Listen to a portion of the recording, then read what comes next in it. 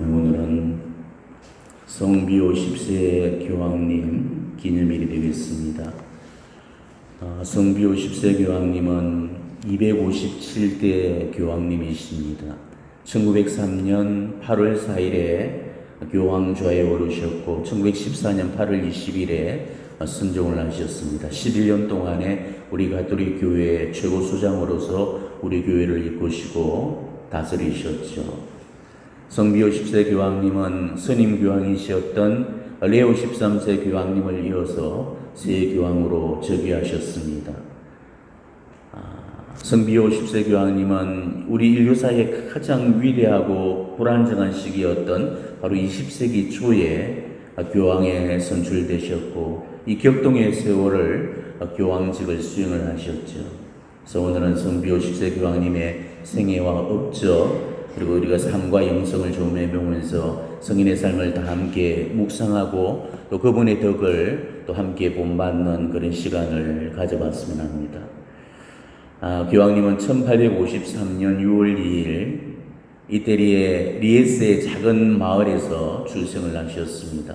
본명은 요셉 멜기오르 사르토, 10남매 중에 둘째로 출생을 하셨죠. 이 중에 2명의 형제는 어려서 죽었습니다. 교황님의 집은 아주 가난했습니다. 아버지가 구두수승공이었고 또 우체국 일을 겸하면서 근근히 생계를 이어갔습니다. 근데 그러다가 아버지가 젊은 나이에 갑자기 세상을 떠고 말죠. 결국 어머니는 남은 가족들을 부양하기 위해서 삭바느질을 하고 또 남의 집 농사 일을 하면서 근근히 힘든 삶을 꾸려갔습니다. 그 정도로 가난한 환경 속에서 사제가 되었던 것입니다. 그렇기 때문에 누구보다도 가난을 이해하셨던 분이셨죠. 교황님은 가난을 어린 시절에서부터 경험했기 때문에 청빈이 몸에 배어져 있었고 그리고 가난한 이들에게는 고통을 누구보다도 더 잘 이해하고 있었습니다. 우리 교회가 비오 10세 교황님을 부를 때 가난한 자들의 교황이라고 부르고 있고 가난하게 죽은 교황이라고 부르고 있습니다. 어떻게 해서 가난한 자들의 교황이 되셨고 가난하게 죽은 교황으로 불릴까? 우리 교황님은 가난한 환경을 딛고 교황자에 오르시기 때문에 누구보다도 가난한 자들에 대한 이해와 관심과 배려가 컸습니다. 교황님이 사목생활 중에서 제일 중요하게 여겼던 사람들도 빈민들이었습니다. 그러다 보니까 당신이 가진 것들을 늘 가난한 사람들과 나누셨죠. 당신에게 꼭 필요한 필수품까지도 빈민에게 다 나눠줬기 때문에 때로는 생활에 어려움을 느낄 때도 많았습니다. 교황님은 언제나 자신의 출신이 천한 신분의 출신임을 잊지를 않으셨습니다. 그리고 당신의 가난을 스스럼없이 사람들에게 밝히곤 하셨죠. 교황이 된 후에도 가난하고 천한 집안 식구들과 만나는 것을 기뻐하셨다고 그럽니다. 교황님은 가난을 전혀 부끄러워하지를 않으셨습니다. 있는 그대로의 그 모습을 꾸밈없이 드러내셨죠. 교황님이 하신 유명한 말씀이 있습니다. 나는 가난하게 태어났으며 가난하게 살았고 가난하게 죽을 것입니다. 교황님은 교황직에 선출되고 나서도 검소함과 단촐함이 몸에 배어 있었습니다. 교황좌에 오르시던 순간부터 예사롭지가 않았죠. 여태까지 관례적으로 교황 착자식 행사는 대단히 화려하고 성대하게 치러지는 것이 관례였습니다. 그런데 교황님은 그 착자식 미사와 행사를 대폭 간소화시켜버렸죠. 호화롭고 사치스러운 그런 부분들은 다 생략을 하고 간단하고 검소하게 즉위식을 치르셨습니다. 그리고 그게 하나의 관례가 되어서 이후의 교황님들도 이 비오 10세 교황님을 본받아서 교황 착자식을 점점 간소화시켜서 오늘에 이르고 있습니다. 우리 프란치스코 교황님도 그 착자식을 하실 때 화려한 의식을 생략하고 소박하게 치르게 되시죠. 일평생 가난하게 사셨을 뿐만 아니고 가난을 부르짖었던 이 교황님의 그 가난은 바로 당신의 죽음을 통해서 입증이 되었습니다. 교황님이 돌아가신 후에 갖고 계셨던 그 개인 유품이라고는 옷가지와 그리고 기도서 몇 가지가 전부였다고 합니다. 그만큼 가난의 영성을 삶으로 살아내셨고 당신 말씀대로 정말 가난하게 죽으셨습니다. 가난하게 죽고 싶었던 그 교황님이 실제로 가난하게 죽은 교황님이 되셨던 거죠. 교황님은 1858년에 사제서봉을 받으시고 17년 동안 본당 신부로서 사목을 하셨습니다. 이 17년간의 본당 사목 경험은 선대 교황님들이 갖지 못했던 최고의 이점이었죠. 풍부한 그런 사목 경험을 바탕으로 해서 사도좌의 직무를 보다 더 잘 수행할 수가 있었던 것입니다. 교황님은 무척이나 검소한 분이셨었고 겸손한 분이셨습니다. 신학교의 영적 지도사제로 임명되었을 때나 또 주교자 참사의 위원으로 임명될 때도 사실은 그럴 자격이 없다고 거절하셨다가 나중에 어쩔 수 없이 수락을 하셨죠. 주교 임명 통지를 받았을 때도 로마에 편지를 써서 저는 안 됩니다, 저는 부당합니다 라면서 주교 직위를 거절했다고 그럽니다. 우리 서울대교구에 지금 유경촌 주교님한테도 비슷한 재미있는 일화가 전해지고 있죠. 교황님께서 유경촌 신부에게 주교 수임을 통보했을 때 유신부님은 주교가 될 수 없는 3가지 이유를 대면서 사양을 했다고 합니다. 첫째, 저는 나이가 젊습니다. 둘째, 저는 일을 모릅니다. 셋째, 저는 덕이 없습니다. 이 3가지 이유로 주교직을 고사를 했던 거죠. 그런데 그때 교황청으로부터 교황님께서 이렇게 답을 해오셨던 것입니다. 첫 번째, 저는 나이가 젊습니다. 세월이 흐르면 자연히 나이를 먹습니다. 두 번째, 저는 일을 모릅니다. 일은 로마에서 알고 있습니다. 저는 덕이 없습니다. 주교 중에 덕 있는 사람 본 적이 있습니까? 그래서 결국은 주교직을 수락할 수밖에 없었다는 일화가 전해지고 있죠. 성인께서 추기경이 되실 때도 그랬습니다. 레오 13세 교황님은 성인을 추기경에 임명하려고 하셨죠. 이때 겸손하신 성인은 자신은 자격이 없다면서 거절하려고 하셨습니다. 근데 이때 추기경 한 분이 귀뜸을 해주게 되죠. 다른 주교님 한 분이 이미 그 추기경직을 거절을 해서 지금 교황님이 마음이 상해하신다고 전해주었습니다. 바로 이 말씀을 들었던 성인은 바로 그 자리에서 즉시 교황의 권위 앞에서는 오로지 순명만 있을 뿐이다 그러면서 추기경직을 수락을 하시게 됩니다. 교황 좌에 오르실 때도 마찬가지였습니다. 추기정단이 자꾸 당신을 교황으로 추대하려는 그런 분위기가 이어졌죠. 선거에서 승인의 표가 자꾸 많이 나오니까 부끄러워서 얼굴을 들지도 못하고 눈물을 흘리면서 자신이 교황이 되어서는 안 된다면서 애원하셨다고 그럽니다. 근데 오히려 추기경들은 교황님의 이런 겸손함을 보시고 더욱더 많은 표를 던져서 결국은 교황으로 선출시키고 말았죠. 그렇지만 승인은 당신이 교황이 될 수 없다면서 교황자를 처음에는 부인하셨다고 합니다. 이때 추기경들이 강경하게 교황이 되어달라고 이렇게 권유를 했고 이때도 성인은 교황 직분에 순명하시고 교황이 되시기로 하셨다고 합니다. 성인이 교황에 선출되시고 교황명을 비오라고 택하셨죠. 그리고 그 이유를 이렇게 말씀하셨습니다. 최근 교회를 위해 가장 고통을 받으신 분들이 모두 비오라고 하셨으니 제 이름을 비오라고 하겠습니다.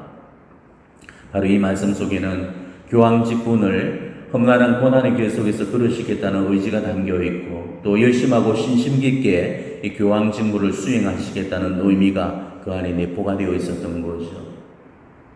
교황님의 일상은 늘 바쁘고 분주했습니다. 교황님은 새벽 4시에 기상을 해서 하루 일과를 시작을 하시죠. 그리고 새벽 기도와 새벽 미사를 봉헌하시고 8시부터 업무를 시작하셨습니다. 하루 종일 각계각층의 사람들을 만나고 회의와 만남이 줄을 이었습니다. 그런 와중에서도 독서와 집회를 하시고 틈틈이 기도로 하루 일과를 채우시고 밤늦도록 성물을 보시다가 잠자리에 드셨죠. 그러고는 다시 새벽 4시면은 어김없이 일어나셨습니다. 자, 그렇다면 비오 10세 교황님은 어떤 일을 하셨나? 실제로 교황님은 우리 교회사나 세계사 인류사에 길이 남을 만한 그런 괄목할 만한 업적은 남기지 않으셨습니다. 자, 그런데도 우리 교회가 비오 10세 교황님을 공경하는 이유는 이 교황님이 세속의 시류에 맞서서 우리 교회를 영적으로 되돌리려고 애썼기 때문입니다. 피오 10세 교황님이 이루신 업적은 모두가 영적인 업적이었습니다. 교황님은 영적으로는 어느 교황 못지않게 많은 일을 하셨죠. 교황님의 업적을 보려면은 먼저 우리 교황님이 사셨던 그 시대부터 아셔야 됩니다. 20세기 초는 우리 인류 역사의 대단한 격동기였죠. 역사관이 바로 신본주의에서 인본주의로 넘어왔습니다. 그리고 무신론과 유물상한이 머리를 들고 있었고 현대주의와 세속주의가 교회 안에서 판을 치고 있었습니다. 그리고 서서히 1차, 2차 세계대전의 서막이 열리고 있었죠. 이때 교황님은 이 세계 정세의 이상한 기류를 감지하고 계셨습니다. 교회 안팎으로 서서히 조여오는 위기감을 느끼고 계셨던 것입니다. 이미 세상은 세속주의, 이 현대주의의 오류에 심각하게 물들어 있었죠. 우리 교회도 하느님으로부터의 이탈과 배교가 심각하게 일어나기 시작했던 그런 상황이었습니다. 이런 가운데서 교황님은 이 세속주의와 굳건히 싸우면서 우리 교회를 보호하고 지키고자 온 힘을 기울이셨습니다. 그래서 수많은 회칙과 교수를 통해서 우리 신자들을 영적으로 계몽시키고 하느님께 이끌었죠. 즉위한 지 3개월 만에 자해교수를 반포를 하셨습니다. 그래서 교황님은 우리 교회가 살아나기 위해서는 먼저 일선삼옥자인 사제들의 삶이 쇄신되어야 된다는 사실을 뼈저리게 역설을 하셨습니다. 그래서 사제 양성의 못자리인 그 신학교부터 쇄신시키고 강화시켜 나가셨죠. 교황님은 저희 기간 동안에 끊임없이 교수와 해측을 반포하시면서 교회를 영적으로 이끌어 가셨습니다. 그리고 교회 전반에 걸쳐서 쇄신과 개혁을 이루어 나가셨죠. 그리고 수많은 업적들도 남기셨습니다. 주교 임명 절차를 개선을 하셨고 우리 교회법 개정 작업을 통해서 새로운 보편교회 법전을 편찬을 하시고 그레고리오 성가를 과거의 전통 그레고리오로 다시금 복귀시키셨습니다. 그리고 성서를 자주 읽도록 하기 위해서 성서위원회를 조직해서 성서 개정 작업을 추진하셨고 성서 공부를 위한 교육센터까지 세우셨습니다. 그리고 성물도를 시대에 맞춰서 개정 보완을 했고 어린이 교육서를 편찬을 하시기도 하셨습니다. 무엇보다도 성미호 10세 교황님을 일컬어서 성체의 교황이라고 부르고 있습니다. 교황님은 신자들의 이 영신적인 양식인 성체를 자주 영하기 위한 해치까지 반보를 하셨죠. 그만큼 성체를 강조하셨고 성체를 자주 영하도록 권장을 하셨습니다. 잦은 영성체가 신앙생활에 얼마나 큰 보탬이 되는지를 신자들에게 강조를 하셨죠. 그 당시에 신자들은 영성체에 관해서 잘못 생각을 하고 있었고 영성체를 잘 안 하려는 그런 경향들이 많았습니다. 거룩한 예수 그리스도의 몸을 죄인들인 우리들이 어떻게 자주 모실 수 있나? 성체를 아무것도 모르는 어린 아이들에게 어떻게 함부로 나눠줄 수 있나? 이렇게 생각을 하고 있었던 겁니다. 하지만 교황님의 생각은 달랐죠. 교황님께서는 이렇게 말씀하셨습니다. 천만의 말씀입니다. 보다 자주 성체를 영하십시오. 그리고 이를 위해 보다 자주 고해성사를 보십시오. 영성체는 천국으로 가는 가장 쉽고 빠른 길입니다. 물론 다른 길도 있기는 합니다. 가령 무죄함도 천국 가는 길은 되나 그것은 어린이들을 위한 길입니다. 또 통해 보속이 있습니다. 그러나 그 길은 사람을 급나게 합니다. 그리고 고심 걷기가 있습니다. 그러나 그것을 당하면 울고 거기서 벗어나려고 합니다. 한마디로 가장 쉽고 안전하고 빠른 길은 영성체를 하는 것입니다. 누구든 미사에 참여하기는 쉬운 것입니다. 거기서 천당의 복의 즐거운 맛을 보게 될 것입니다. 우리는 교황님의 이 말씀에 주목해야 됩니다. 영성체는 천국으로 가는 가장 쉽고 빠른 길이라는 것. 매일 성체를 영하는 그 일이 얼마나 중요한 일인가를 안다면 매일 성체 성사에 참여하는 일이 얼마나 바람직한지도 알게 될 것입니다. 그러니까 절대 미사 성제를 소홀히 여기지 마시길 바랍니다. 교황님은 특히 어린이한테도 성체를 영할 것을 허용하셨죠. 교황님은 이렇게 말씀하셨습니다. 우리 사랑하는 어린 자녀들에게 이 최고의 음식을 어떻게 나눠주지 못한다는 말입니까? 그러면서 천영성체의 시기를 대폭 낮췄죠. 당시에 12살이 되어야 천영설을 하던 관습을 7세로 연령을 낮추셨습니다. 비오 10세 교황님은 아이들을 무척이나 사랑하신 그런 교황님으로 기억되고 있습니다. 늘 그 어린이들을 보면 각별한 애정으로 대하셨다고 그러죠. 바티칸 내 정원에서는 삥 둘러앉은 어린이들 틈에 계시는 교황님 모습이 자주금 목격이 되곤 했습니다. 그리고 그 주머니 속에는 어린이들에게 줄 사탕을 늘 넣고 다니셨다고 그러죠. 교황님은 우리 교회 전래 음악에도 많은 공헌을 남기셨습니다. 당시 세속화되어가는 우리 교회 전래 음악에 강력한 쇠기를 박았죠. 교황님은 교회 음악은 성스럽고 예술적이고 보편성이 있어야 된다는 사실을 강조하셨습니다. 그리고 우리 교회의 피아노나 북 등의 이 소란스럽고 부적절한 세속의 악기 사용을 금지를 시키셨습니다. 교황님이 종교 음악인들에게 남기신 유명한 그 명언이 있습니다. 음악은 전례의 종이다라는 말씀이죠. 성음악이라는 것은 전례를 위해서 존재해야 된다는 것입니다. 전례 음악이라는 뜻은 전례에 속한 음악이라는 뜻이죠. 그러니까 성전은 자기가 좋아하는 음악을 연주하는 것이 아니라는 것입니다. 전례에 속한 음악을 연주하는 것이 성전이 되어야 된다는 것입니다. 비오 10세 교황님은 11년간 교황직에 머무르시면서 우리 교회를 전통교회의 모습으로 복귀시키려고 아주 애를 쓰셨죠. 일각에서는 교황님을 전통주의자, 보수주의자로 폄하를 하지만은 시대의 변화를 감지 못하는 고리타분한 것은 수구가 아니었고 시로 속에서 우리 교회의 본질을 지키려는 진정한 보수셨지요. 우리 교회가 지금까지 보수가 아닌 적이 어디가 있었습니까? 지금도 여전히 우리 교회는 보수적이죠. 여권 신장이 이루어져서 대통령이 여성이 되는 마당에도 여성 사제직은 허용되지 않습니다. 사제 독신제, 동성애, 낙태, 피임 등에 관한 우리 교회의 생각은 2000년 동안 한 번도 건드린 적이 없었죠. 그 때문에 세속으로부터 욕을 얻어먹고 교황님들이 비난을 받고 있는 것입니다. 그렇지만 우리 교회가 2000년 역사에서 시대의 흐름을 추월해 본 적은 한 번도 없었습니다.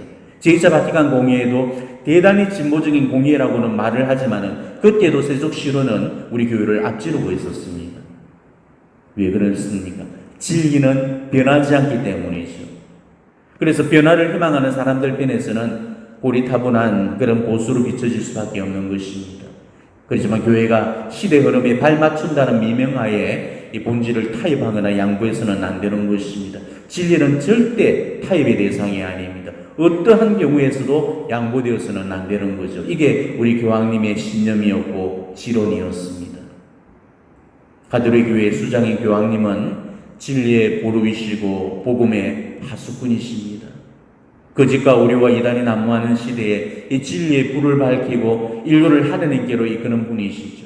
진리를 수호하기 위해서는 수많은 반대와 공격을 받아들여야 됩니다. 그래서 외롭고 쓸쓸하고 고독하죠. 비오 10세 교황님도 11년 동안 그 버거운 십자가를 거머쥐고 갈바리아를 올라가야 됐습니다. 특히 교황님의 마지막 생에는 이 그리스도의 남은 고난의 잔을 마셔야 되는 아주 가혹한 고통이 준비가 되고 있었죠. 교황님은 바로 제1차 세계대전이 일어날 무렵인 1914년 8월 20일에 서거를 하십니다. 그런데 서거하시기 22일 전인 7월 28일에 돌연 제1차 세계대전이 발발하게 되었습니다. 교황님은 세계 평화를 위해서 가진 노력을 했지만은 결국 허사로 끝이 나고 맙니다. 그로 인해서 교황님의 병은 더욱더 깊어져만 갖고 더 이상 회복을 하지 못하게 되죠. 결국 1차 세계대전으로 수많은 사람들이 목숨을 잃어가는 것을 슬퍼하면서 눈물을 감아야만 했습니다. 그분의 나이 79세의 일이었습니다. 그리고 교황님이 서거 있을 때 전 세계는 이 겸손하고 열심한 교황님의 죽음을 애도했습니다. 교황님이 선중한 직후부터 이미 성인으로 교황님은 추앙을 받고 있었습니다. 사람들은 교황님을 이끌어서 위대한 성인이라고 불렀습니다. 그만큼 신자들로부터 신망을 얻고 있었던 거죠. 교황님이 묻히셨을 때 이 무덤을 참배하려는 참배객들이 너무 많아서 수용 인원을 초과할 정도였다고 합니다. 어느 정도로 사랑과 존경을 받고 계셨는지를 짐작할 수 있는 그런 대목일 겁니다. 비오 10세 교황님은 당신 이후로 세 번째 후임자이신 비오 12세호에서 바로 1951년 6월 3일에 15이 되셨고 1954년 5월 29일에 시승이 되셨습니다. 우리 교회가 비오 10세 교황님에 대해서 내리는 평가는 가난한 교황, 겸손한 교황, 신심 깊은 교황, 교회를 사랑했던 교황, 사목적인 열정으로 충만했던 교황 등등으로 얼마나 많은 수식어구가 있는지 모릅니다. 그 중에 하나 더 추가해서 붙여드린다면 영적인 교황이십니다. 교황님들 중에서 영적이지 않는 분들이 어디 계시겠냐마는 특히나 영적인 것들에 사목적인 초점을 맞추셨다는 점입니다. 우리 시대가 정말로 필요로 하는 그런 사목이죠. 지금 우리 시대는 영적인 것들이 다 고갈되어 버렸습니다. 우리는 지금 영혼을 잃어버린 그런 시대를 살고 있잖아. 스마트폰에 중독된 아이들은 세속적인 재미와 호영을 쫓아서 살고 있습니다. 젊은이들은 거의 우리 교회를 떠나가고 없죠. 이제 교회 안에서 청년들을 만나기가 하늘의 별 따기가 되어버렸습니다. 어느 곳을 가든지 노인들 일색입니다. 이제 서서히 우리 교회가 폐역 선언을 하고 있습니다. 도대체 어쩌다가 우리 교회가 이 지경에까지 이르게 되었을까? 그런 거가 바로 우리 교회가 세상에 빛이 되어주지 못했기 때문이죠. 세상을 밝히는 교회의 빛이 꺼져버렸기 때문입니다. 교회가 영적이지 못하니까 세상을 이끌어갈 힘이 없는 것입니다. 혼자 걷기에 힘이 딸려서 씩씩거리는데 어떻게 남을 밀어주고 이끌어주겠습니까? 교회가 영적으로 반드시 서야 이 세상을 잡아줄 수 있는데 교회가 영적이지 못하니까 이 세상이 바로 서지를 못하는 거죠. 사제가 영적이지 못하고 수도자가 영적이지 못하고 지금 신자들이 영적이지 못합니다. 영이 살아나야만이 교회가 살고 세상이 살고 인류가 살아가는 것입니다. 비오 10세 교황님이 당신 사조직을 통해서 끊임없이 부르짖었던 점도 이거죠. 죽어있는 영혼을 흔들어서 깨우라는 것입니다. 교회가 예전의 모습으로 돌아가서 영을 회복시키라는 겁니다. 교회가 예전의 모습으로 돌아가려면 전통적인 모습들을 다시 복구시켜야 됩니다. 지금 이 시대는 하나님을 경외하고 또 하나님께 대한 두려움과 효경이 사라져버렸습니다. 하나님 사랑이 안 되는데 어떻게 이웃 사랑이 되겠습니까? 교회가 예전 모습처럼 서려면은 예전의 전통들을 다시 복구시켜 나가야 됩니다.